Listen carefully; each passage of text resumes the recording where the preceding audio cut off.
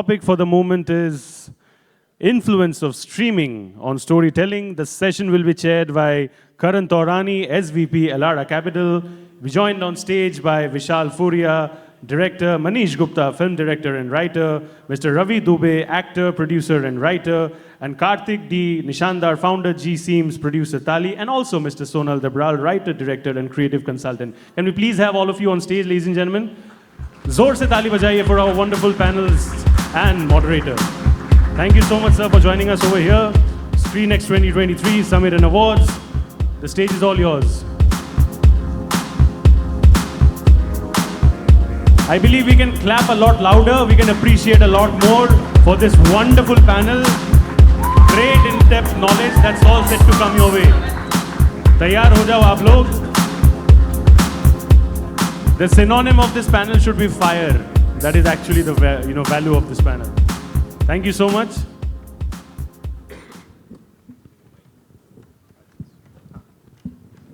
So, thank you so much for joining us. Over to you, sir. Please kindly take it forward. Great. Hi, everyone. Good evening and welcome to the session. We have got a very interesting topic at hand today.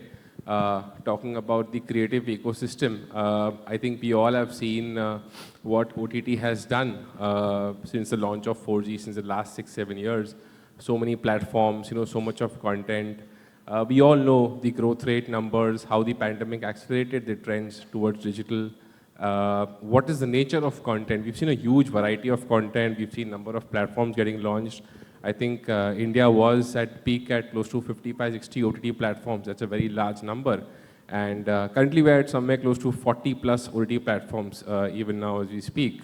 And obviously all this has led primarily because of the audience consuming so much of content online. And today this panel is all about the content which is responsible for this growth or rather the creative ecosystem who's responsible for this growth. And what is the impact of this entire OTT ecosystem growing, and how do creative ecosystem kind of see it, and what's the path from here on? So we're going to discuss trends and insights with a lot of experts from the creative ecosystem today, and also talk about the impact on traditional media generally, because I mean these are people who would have also engaged with traditional media in the past. So a structural trend is here to stay, wherein we are kind of moving away from long-form content. We are kind of moving away to binge-watch content. Your number of hours of shows have come down drastically. And is this here to stay? So, let me just quickly bring here Manish into the conversation. Manish did not come. So, Vishal, you can just take this question. So, basically, about binge-watch as a culture in India, we never saw this phenomena. I mean, we've come from an era where we've seen long-form content. Films have been, more than 3 hours, and they've been more than enjoyed by the audience. Even in terms of TV shows, I think it's been half an hour plus, right? And they've been available, on a daily basis when we have to wait, for the other TV show to release in terms of the episodes. And here you've got like 12, 15 episodes, and you can really binge watch the entire thing in one day. So how do you take this entire cultural shift in India of binge watch, and where do you see this going ahead? I mean, obviously globally it's a very successful concept, but is India also mirroring global trends? It is actually quite a transitional phase, and as makers, whatever we learned over the last 2 decades, I think we are almost unlearning every day and setting new formulas, or you can say methods of writing, so that the engagement is stronger, because it's all about engagement these days. Earlier content was more character focused. Now it has become a lot plot based, because then you have to keep the audience engaged, and the moment the audience loses the engagement, they just move on to watching something else because there's so much available. So I think it's a transitional phase. I myself am also in the learning phase. With every new project that I take up, trends change, data comes in, new ideas are thrown in by the platforms. So it's a transitional phase, and I guess hopefully this is an irreversible phase. So we all have to learn and move on from here and adapt to it. Right, but just something in terms of what is the success formula that you guys have as creative directors or producers rather? I mean, we all know how OTT market today is, right? There is so much of content, but if you look at the number of web series that have been successful in nature, it's less than 5%. It's just a similar number to what we have in the film industry today in terms of return on investment. What's your general take on that? You've made so many large marquee web series. What is the success mantra? I will see, in the web space, I did Criminal Justice, which was back in the day, the first season. So it was very early stages of OTT era. Only a few web series had come up which were popular, and then this was one of the early ones. So at that time, there was not a lot of data available. People were still understanding this medium. Now, after 5 years, I think we are deep into this. So when I was actually making Forensic, the film, which we knew was going straight for OTT, what I figured was the audience in general is not able to differentiate between what is a web series and what is a film when something is offered to them straight to OTT. So when I talk to people कि आपने Forensic देखा, तो वो बोलते हैं अच्छा वो web series, हाँ वो मैंने देखा या नहीं देखा, right? So it is that kind of thin line, the blurring of lines where the audience is not able to differentiate. So then what happens is, I figured that, so then what happens is when we were writing Forensic, I almost wrote it like a web series, almost episodic in a film. Now, of course, that is not possible for every film that you write, but if that particular format helped me to write it and so keep the engagement, and I think that really worked because it became one of the most watched films of last year. It was among the top 10 most engaging films. So I guess that experiment was successful, but that cannot be repeated with every story that we have to tell.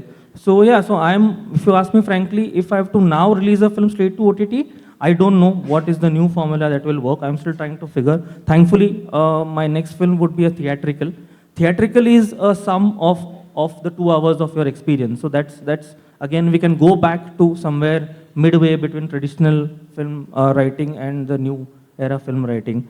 But yeah, I'm as I told you that we are still learning. Yeah. So Manish, what's your take on this entire thing? Like Vishal rightly pointed it out, we are in a very transitional stage. So, because you asked me a question whether India is following a global trend, I would say not at all. Because India is a very, very different market. In the West, there is no word such as web series. There is no web series. They call it what we call web series. They call TV shows. Or they call them just series. Because in the West, a TV show which is broadcast on a satellite TV channel and a show that is broadcast on an OTT platform is very similar in terms of sensibilities. Whereas in India, TV shows which are broadcast on satellite television are very, very different to OTT shows, web series, what we call web series. They are very different. They are very different in terms of making, in terms of sensibilities, and in terms of the audience that they are catering to. So we are at a stage where people, like people who watch TV shows, which are generally housewives, now they are starting to watch web series. Okay, and they are beginning to appreciate web series. They are beginning to understand that world. At the same time, they have an option of watching their typical TV shows at one go in the binge watching. So we are at a very transitionary stage. Now, I would also like to point out that the sensibilities with which web series are made in India, they are very similar to feature films. So people who like to watch feature films generally watch web series. Whereas TV shows, what are broadcast on GEC TV channels are completely different. It's a completely different signature. So India right now, I would say, is pretty much confused as to what is happening. I would be very frank and blunt about this. Everyone is very much confused as to what should be done. And this holds for content creators. It holds for the studios that are backing the content. And it holds for the platforms and the channels who are broadcasting the content. So everybody is very much confused right now. So they are trying to figure out what to do. So in the coming years, I'm sure they'll have figured out what to do. Hopefully. So as it said, that's why the wide variety of number of platforms that we have, because everybody is experimenting. There are global OTT platforms, there are regional OTT platforms, there are broadcast-based OTT platforms, there are telecom companies who have their own OTT platforms as well. So That's why the market is quite widespread, and we've got multiple languages. We're a large market with large regional languages as well, so there is a lot of traction therein as well. So this is to do with the entire creative ecosystem largely. Now, let me get the talent viewers here as well. We've got Ravie here. What we've seen in the last few years is that there is a change in phenomena. I mean, earlier people thought that, stars are only created in cinemas. Stars are only created in large-scale films, Bollywood, all those kind of things. But OTT is kind of changed this entire concept of, star creation. So firstly, what's your take on that? And secondly, I'm sure, you've been well-versed in terms of working in large marquee TV shows in your career. How different is it, for a talent to work in OTT versus TV show, or it's largely very similar in terms of performance that you would do? What kind of talent? I mean, generally in terms of... you're talking about talent on screen, or you're also talking about technical talent? No, talent on screen largely, not largely, technical talent, yeah. I'd kind of merged the two. No, I mean, just for example, if someone is doing well in terms of films or in TV shows, would that same person also have the expertise of, is there a high probability of this person becoming a success on web series also? I don't think, Karan, that it's a matter of expertise that kind of changes from platform to platform, medium to medium. It's, there is a nature of the devil, so television for that matter is a deadline-centric medium. OTT and films are not, and that is a massive advantage that films and OTT enjoy, which television does not. And in fact, television for decades and decades now has sustained this brilliant, magical format called appointment viewing, which in fact you started off saying something about the fact that we are moving away from long format. We in fact are going right back to it. So right now, even as producers, when we are approaching platforms, they are all talking about the AVOD vertical, moving away from the SVOD vertical into the AVOD vertical. They are advertisement-based video on demand. They are talking about long formats. They are talking about 100 episodes and 200 episodes. In fact, when we are talking about, going the Western way, this habit-building format was not there when OTT started off. In the initial days of OTT, it was absolutely not there. Now, in fact, even when you're watching shows on Apple TV and the likes of that, you'd see episodes dropping in cluster of 1, 3, 5 per week, and then subsequently go to the next week. I remember I was watching this show called Hijack on Apple TV, and you'd get 1 episode a week. Now, that's a very TV way of telling a story, that you would hold on to the content and just tell them at this particular time, on this particular day, the next episode is going to come, so that people just don't binge watch content and do not come back to the platform. So there is a kind of there is more clarity now than there ever has been, because there is a marriage of content that's happening. OTT is following this trend that I feel, exactly the trend of television for that matter. In the early 90s, TV was available to a few niche households. The top makers in the country were making content, niche content. But then come end 90s and beginning 2000s, it was available to everybody, quite like how the mobile phone, the smartphone is available to the lowest common denominator. So you're making content for everybody, it has to appeal to everybody, it has to be as cost effective as possible. All those things are happening. And therefore, now coming to what you asked me about talent, technical as well as performance-oriented talent, I think there is going to be a synergy and a marriage there. The expertise does not vary at all. In fact, somebody who's worked in a deadline-centric medium would perform at the best of their ability now more than ever. You need exactly that quintessential element in their talent to be able to keep the current atmosphere buoyant. So no difference. I think you take the deadline variable out of television and you have an OTT show or a film. Got it. And what about the star concept on OTT? What's your take on that? I mean, creation of stars on OTT. How well does that go for the ecosystem, or what's positive about it? This star concept is, I think, rapidly evaporating. OTT, films, or television. Shah Rukh sir has already said, and I couldn't agree more, that he's the last of the stars. I wouldn't say that there are many stars in the film industry as well right now. Definitely not in the newer breed. In the television industry as well. I can say the same for the OTT industry. Yes, there are pioneers and there are differentiators and there are disruptors, but by the virtue of the volume of content that you have at this point of time, the memory span is just not as much as it used to be. So you got to do your best with every step that you put, and that goes for technical as well as performing talent. One more little thing, you said something about success mantra, and I've been reflecting on that.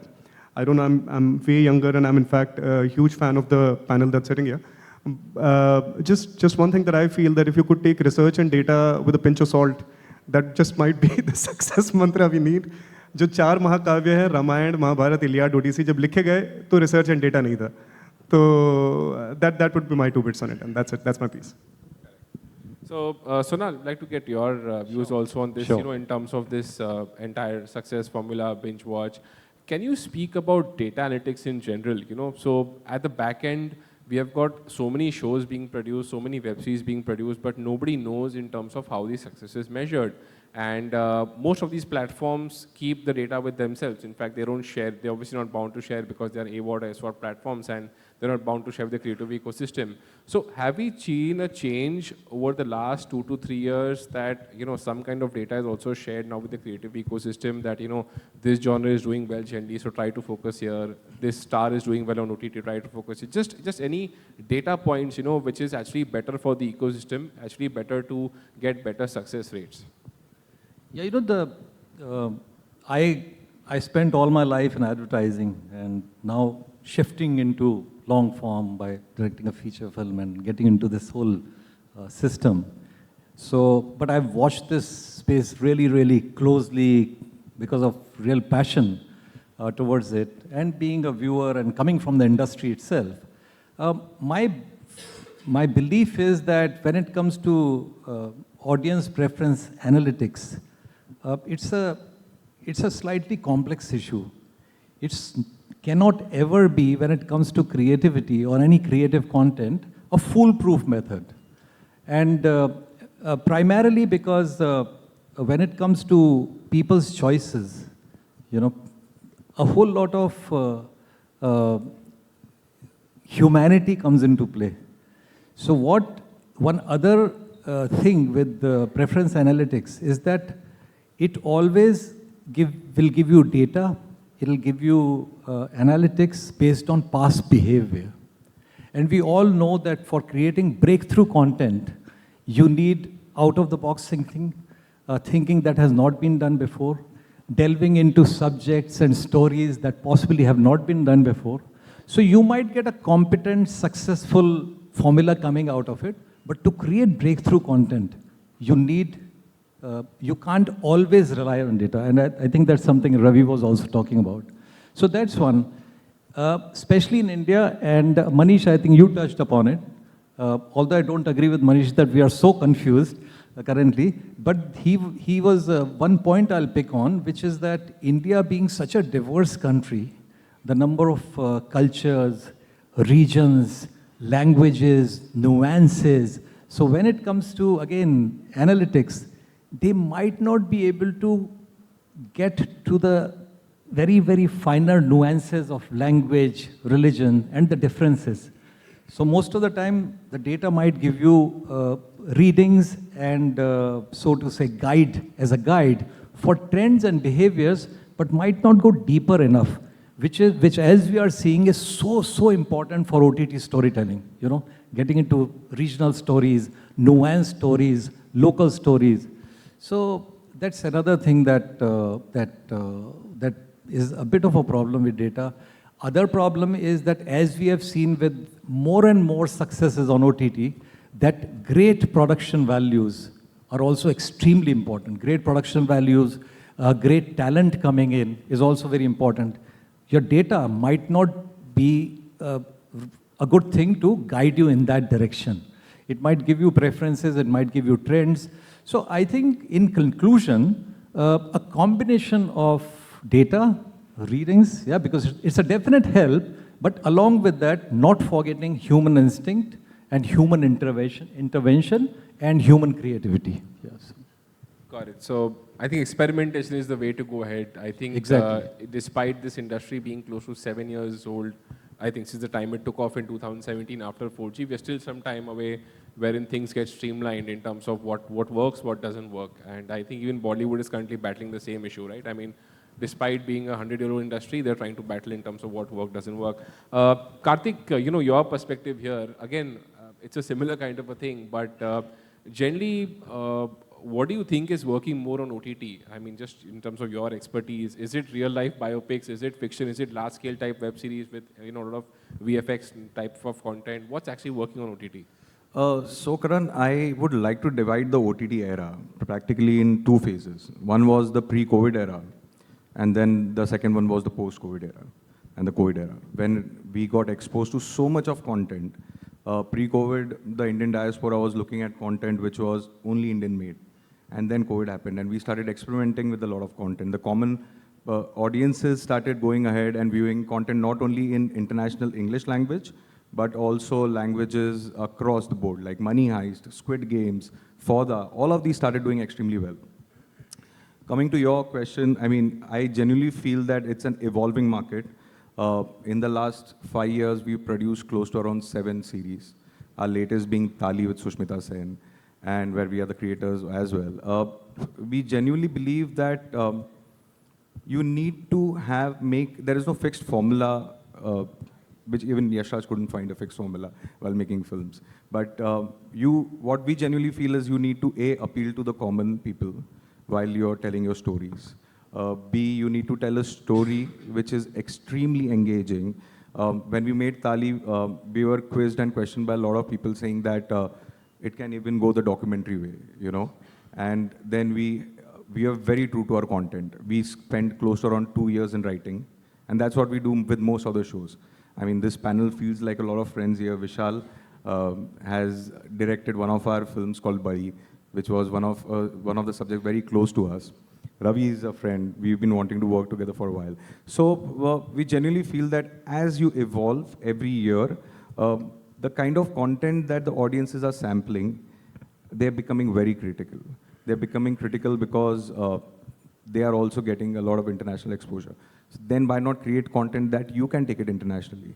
And that's the reason why when we created Taali, we didn't go by the formula of biopic or the formula of telling some kind of story. We went with the formula of, we believed in the story of a transgender, which would make a difference to the society. We believed in the story that would appeal to a common person, because it's also not only a transgender story, it's a mother's story. It is a story of every human being who's, of the common person who's living hand to mouth in today's time. It's a story about someone who's gone and fought for the rights of their community. So we believed in it. Luckily, the show was a commercial success, but it also made a difference to the community. And if you can tell content which can make difference to the masses and the audiences, then I believe it's the right way of storytelling. Yeah. Right. So there is a defined strategy that these content creators work with to actually make sure that the probability of success kind of improves. Vishal, just to bring you back here, in terms of the future of this content, right, OTT content, in terms of pure innovation, AR, VR kind of things, what are we seeing over there? I mean, is there any interest, and how will that exactly change the concept of storytelling? I mean, do you all also, I mean, I'm sure you all use a lot of VFX as well, but is the quantum of VFX going to be as large as how we use the large scale films, or you think OTT will be able to match up to those kind of standards? I think right now people are already, at least in India, I'm talking about India, people are now slowly starting to differentiate between a visual experience. They want to go to a theater for the visual experience, the grand visual experience. I don't think they want to see it on a mobile phone anymore, or at least most of the audience doesn't want to see it. If somebody is offering a great story told with use of VFX, world creation, all of that, good action, all of that, then they would prefer to go to a theater for that. And I think this last year has been a witness to this upcoming trend. So now audience wants to see nicer, intelligent content, which they would want to see in their intimate space on a mobile phone. They are okay to do that. But for the visual grand films, they want to go to a theater. So I think if OTT has to up the game, then they will have to include content which will match up to the big screen experience.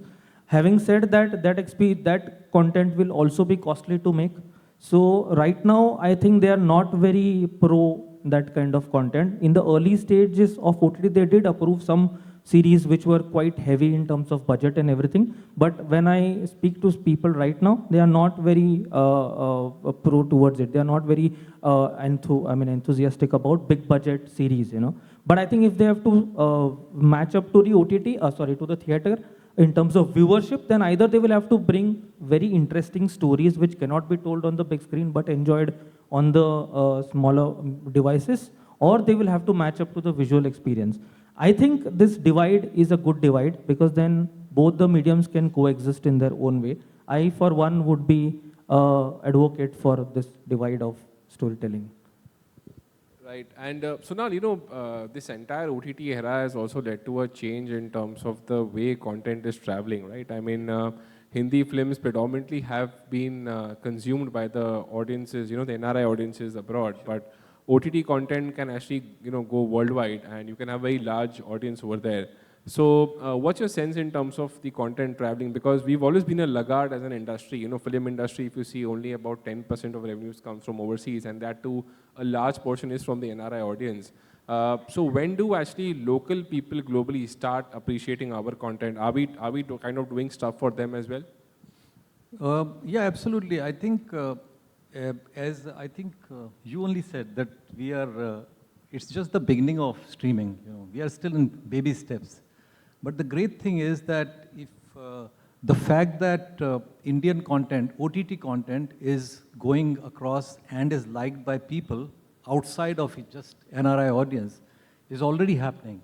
You know, with series like Sacred Games or Delhi Crime winning an Emmy or Made in Heaven, I think the Arjun Mathur was nominated for an Emmy.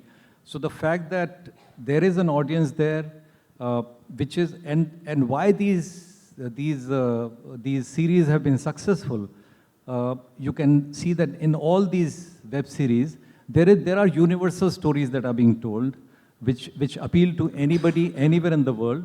And one other important thing that has happened is great production values, which I spoke about earlier also. It's present there in all these web series, which are doing really, really well. Great acting, great writing, you know. So these are these common factors that are doing it. And I think one other thing that, I'm sure makers are now doing it, which is some of these OTT platforms also are marketing, you know, marketing Indian stuff, Indian series which are being produced here across the world, like they are doing series that are produced even in places like, let's say, South Korea, Israel and all are being viewed here. Similarly, Indian OTT is finding that. So that is absolutely, definitely happening in a small way right now, but at least the curve is going up, which is a great thing. And more and more of this can happen, and I'm sure people are working towards it, which is that strategically, when you're writing, keeping an international audience in mind. So for example, a series like Made in Heaven, when somebody sitting in the US watches it, he also gets a glimpse of Indian culture from it, you know. So, and we have a loyal audience there to watch the Indian web series, or, you know, the Indian original web series as such. Yeah, it is. They're finding their audiences because, as I said, series like Delhi Crime, Sacred Games, they've already made a mark, and more series will make and are making a mark.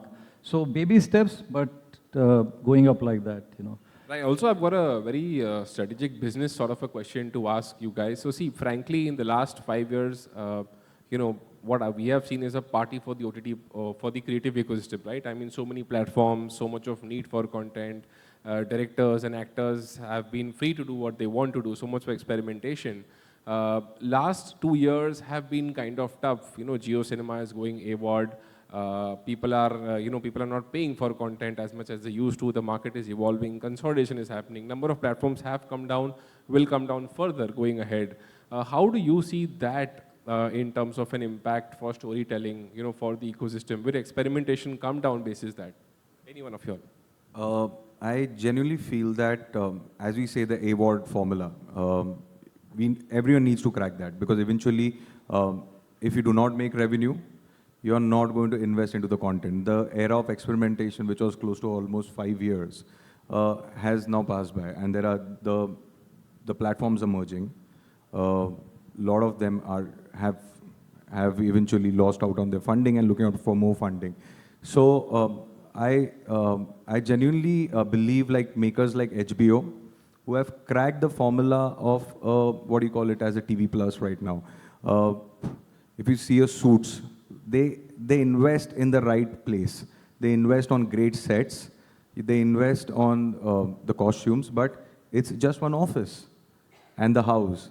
There is nothing that goes out. So you need to invest your money properly. You need to ensure that it goes in the right channel. Still, you can show the scale and make it not look like a television show as such. But get into the formula where people believe a lot with the characters. People start resonating much with the characters. And that's the reason why it will eventually get streamlined to a formula where there would be maybe 70% A ward and the remaining 30% would be S ward. And then of that, there would be something called as the prestige shows, which are the top of the line shows, like the one which we did with Sushmita Sen, Taali. So then they put one prestige show in every quarter, is what we generally feel, yeah. And Kartk, what you said earlier, that also is a really, really important thing, which you do, Yeah. which is investing in great writing. Absolutely, always. Before the sets come, investing in great Yeah. writing. I mean, that's You one need thing. That's one thing that has differentiated OTT from. That's the revolution that's taking place, going back to great writing, Yeah. and that's such a fantastic thing that's happening.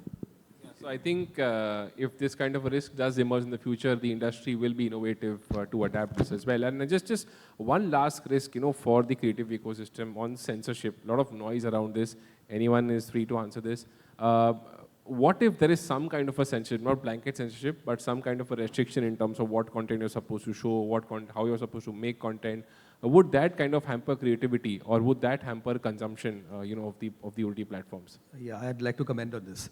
Any kind of censorship is an encroachment upon fundamental, fundamental rights of a society. So there shouldn't be any censorship at all. There should be rating, like it is in the West. There should be categorization. Okay, X content is not suitable for the viewing of children. So you give a rating, like in the West, you have PG-13, you have G, X, etc., R. So you should have a rating system, and the rating should be displayed very prominently on the icon of the TV show or the movie. So, and there should be some sort of a system wherein children cannot access that kind of show. I think that is what should be done. Because I don't think for an adult audience, any kind of censorship is required at all. It's rather unfair, and it seriously hampers creativity. So, and currently, in today's scenario, we as filmmakers, as writers and directors, are constantly facing a challenge because everybody tells us, okay, don't show this, don't show this, don't show this, so what do you show? So there's heavy censorship in-house, as in the studio has a panel of approvers, and they have lawyers on board who dictate to you that, no, you can't show this, you can't show this, you can't show this, you can't show that. So it hampers creativity completely. That is what will affect the content. Because like all of them pointed out, good content comes from human instinct. Ravie articulated that very well. जब वाल्मीकि ने रामायण लिखी थी तो कोई data research उसके पास नहीं था, उसने अपनी इंस्टिंक्ट से लिखी. जब वेद व्यास ने महाभारत लिखी थी उसने भी अपने इंस्टिंक्ट से लिखी थी. मूविंग आउट ऑफ इंडिया, जब होमर ने आइलियड लिखी थी अपने इंस्टिंक्ट से लिखी थी, कोई रिसर्च, कोई डेटा, कुछ नहीं था उसके पास. And these classics have survived for centuries, for 3000 years. So that's what I'm saying. A story, a good story, comes from a human being's instinct, from his heart. And that should be nurtured and allowed without any censorship and without any pressure of external factors. Yeah. Would you like to take on this? I agree with Mahesh sir almost entirely. The only thing being that I also would just point out that as human beings, we are voyeuristic. So the moment we are given the option and opportunity that there is a certain thing that has a certain rating right on top of it, we'd first go for that and not for anything else. So I mean, it's just that sometimes we might be giving too much credit to not ourselves as creators that we must always give that credit to us ourselves, but as human beings that we have the kind of rationality and maturity and sensibility that we would not go for something that we should not be going for. So from that standpoint, sometimes I also feel that while there are a lot of mature filmmakers and sensible filmmakers amongst us, I'm sitting amidst all of you, lucky to be sitting amidst all of you. But there are certain filmmakers who take, who abuse that advantage. If at all that in television we don't have censorship, we have SNP, this thing called SNP. Films we have censorship. But because there is no such agency in OTT, we are seeing a lot of these platforms sprouting, which should not be there, which shouldn't be there. And while it's ideal that children do not have access to it, but they do. Children have access to stuff that they should absolutely not have access to. Unfortunately, there is also access to pornography, and very, very easy access to pornography. So there is some kind of an agency that can really block this, filter this. It is important, but also keeping what Maheshji said in mind, that earnest filmmakers and correct filmmakers who know their craft should also have complete liberty to go full throttle with what they want to say. So that's that. Yeah, so I guess that becomes difficult to segregate between conscientious filmmakers and people who want to take advantage of it, and possibly that's why some kind of censorship. I'm absolutely against censorship just because of the same reasons. But in a country like India, which is again so diverse, so many religions and all that, and so many sensitive pockets, so to say, whether you call it censorship or some kind of a body, which rating could be one of the ways it can be taken care of. Plus, I feel that regular meetings between policymakers, between filmmakers, film directors, writers, as a body, to take this discussion further, because that doesn't happen much. कि क्या किया जाए इसका? क्योंकि कोई ना कोई answer ढूंढना बहुत जरूरी है. I think they should be kept aware in terms of what is being made before something becomes very controversial, something kind of hurts someone's sentiment, given the kind of diversity we have in India.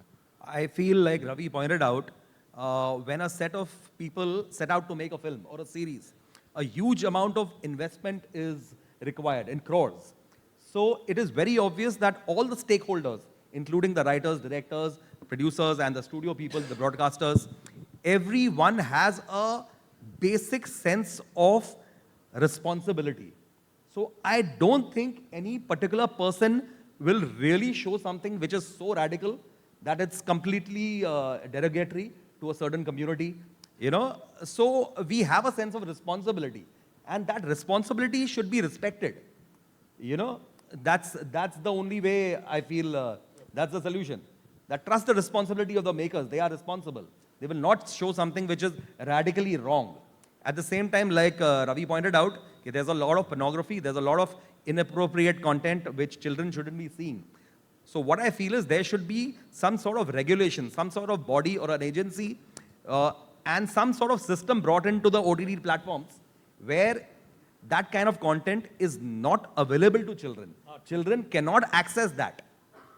Because it's the parents who are going to be paying. But you have them. You have it with Amazon, you have it with Netflix, so you can just have children. So then that's what I'm saying. But so it should be stronger. It could be made stronger. I was not aware of it. Oh, you are not. I've got a 9-year-old son. I have to better be aware about it. Okay. But genuinely speaking, I believe that what we as makers have to be conscious about, there have been certain makers who haven't been conscious about it.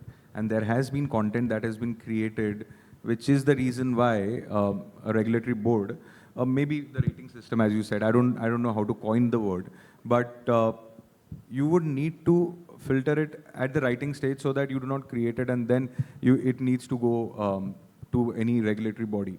So maybe in today's time, I think so few of the OTT platforms have started putting anything anti-national, anything anti-religious, anything that can create any kind of conflict among people. If we can control that in a writing, you do not need a regulatory body. Yeah, that's what I said. Responsibility. The makers have to be responsible. Yeah. So I have a very funny story about this. So in little early days when there was not so much censorship or self-censorship, I was doing one show for some platform, and it was supposed to be a sports show, okay? And while I was shooting the show, some of their other show, which had something else, like an intimate scene, suddenly the data started showing that that particular episode is rating really well, which is obvious, right? So suddenly, in the middle of shooting, they started inserting intimate scenes in the show that I was doing. So suddenly the show became something else, you know. So 6 months of my life were wasted, you know. I completely disowned that show. I finished it because of contractual obligations, but 6 months of my life were wasted. So it's also a creator's problem, you know, when the platform starts believing in big data and doing these kind of antics, you know. So I think some sense of self-censorship is definitely needed there. I think a balanced approach is something which is a solution to this, as all of you have I said. also want to say something, like Ravie and Kartk pointed out, that there are certain filmmakers who have taken advantage of, you know, this fact that they put in expletives where they are not required, they put in sex scenes where they are not required. So yeah, so they are trying to sensationalize storytelling. So because of these deviant filmmakers who are, you know, who are doing something adverse, the genuine filmmakers are suffering. So that shouldn't be the case. You get what I'm saying? Yeah, true. Because So it's a very gray area, but who will be the Yeah, judge of it? it's- You know? it's a- Because it's a very in gray the- area. In the era of data and viewership and all of that, you know, these kind of things are very No, easy. but what I'm trying to say is, the censorship, which is from the censor board, and which is internal censorship from the studios, you know, it's become so extreme that it's difficult to tell a story. Yeah, it's very difficult to tell a story. Yeah, too much of second guessing. Yeah. There's too much of there's too much of pressure that way. So what I'm saying is, the censor board can exist, and they are there to stop you if you show something radically wrong. If your film is just black and white, it shows a certain community or certain gender in a very negative light. So the censor board is there to stop you. Okay, you can't do this. But what is happening right now is it's a sort of suffocation for creative people. So Complete you are saying suffocation. internal censorship is also going overboard. Yeah. What is happening currently, the internal censorship in studios, within studios, is seriously suffocating the creators. They are playing too safe. Yeah, they're trying to play too safe. It's not too safe. Also, the censor board itself, the CVFC itself has become very, very strict. I'll give you an example. They say, now they dictate to you, you cannot show a cop in bad light. You cannot show a politician in bad light. And the list goes on. So how do you tell a story? You know, that's an issue what we creators are facing right now. Maybe that's why, you know, these, I don't know whether it can be successful, whether it's already happening or more, this regular meetings or even irregular meetings between policymakers, censor board, film directors, writers, the internal stakeholders in studios, you know, the bosses who are putting these self-regulations and instruction, which you are saying are getting suffocating. Meetings between these people to actually talk about the fact that what needs to be done for this whole industry to move towards a more creative, more fulfilling, more successful industry. We need regulations which don't kill creativity. Also, I'd like to comment, what is happening now is indie cinema is dead. Now what we have is only studio commissioned films. Earlier, there was indie cinema. So, Anurag Kashyap, who's one of the best filmmakers in India, he said, आज के दिन में मैं गुलाल बना ही नहीं सकता हूँ. मैं कोई अच्छी फिल्म बना ही नहीं सकता हूँ, क्योंकि मुझे बनाने नहीं देंगे. स्टूडियो के lawyers ही मुझे बनाने नहीं देंगे. So that is the sort of suffocation filmmakers are facing today. So that is what I'm trying to say. Got it. Apologies, we've run way out of time. So basically, in a nutshell, I think the OTT ecosystem in terms of growth is very much here to stay. The variety of content that you'll be seeing will continue. Experiment is still ongoing. You'll see a lot of new shows coming in. We'll have a diverse market wherein we'll have, you know, a segmentation. You'll have premium content for SWAT subscribers and massy content for the AWAT subscribers. And censorship remains to be a very big gray area even right now. Thank you so much, everyone. And yeah. Thank you. Thank you, Karan. Ladies and gentlemen, तालियों की गूंज जोर से please for this wonderful session. And can we please have a nice photo opportunity as well? And also, we'll give you all 2 more minutes, maybe with them. Anybody has any question, you are more than free to ask and get the answers from them. Anybody has any question? किसी के पास कुछ सवाल है, you can please ask. Anybody raising their hands? Oh, ma'am over there has a question. Can you please help her with the mic? Over there. Yeah. Hi, I'm Deepti Jha. My question to all of you, or anyone who would like to answer, you're talking about from a creative point of view and how the regulations and sensitivity guidelines are restricting you from telling the right kind of story.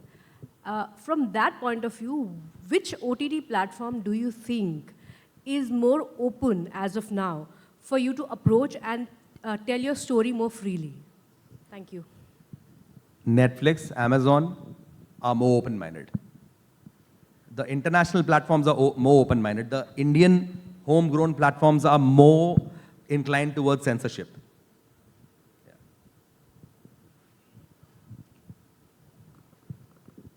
Anybody else wants to share their opinion as well among you, sir?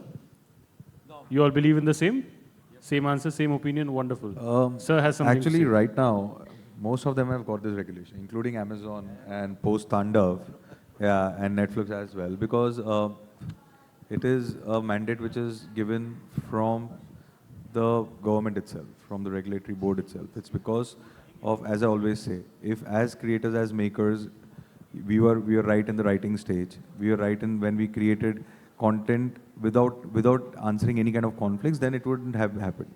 Any kind of religious, anti-communist things, religious things. And then that is the reason why now it's getting stronger and stronger by the day, because it's also impacting the audiences. So I think across the board, everyone is very cautious right now. Thank you so much, sir. Any more questions over here? किसी के पास कुछ और सवाल है? You may please ask. This is a golden opportunity indeed. बाद में कभी मौका मिले या नहीं मिले. Anybody has any more questions? किसी के पास कुछ है? Can I see everything? किसी के पास कुछ सवाल नहीं? On that note, thank you so much, sir. Thank you so much, gentlemen, for this wonderful session. Let's give it up once again for them, please, ladies and gentlemen. तालियों की गूंज जोर से for them. Thank you so much. The photo is done. I request you all to kindly take your seats. And in the meantime, we'll have the AV as well. You done with the photo, sir? हाँ, एक और ले लो, sir. कोई बात नहीं. खास लोग हैं.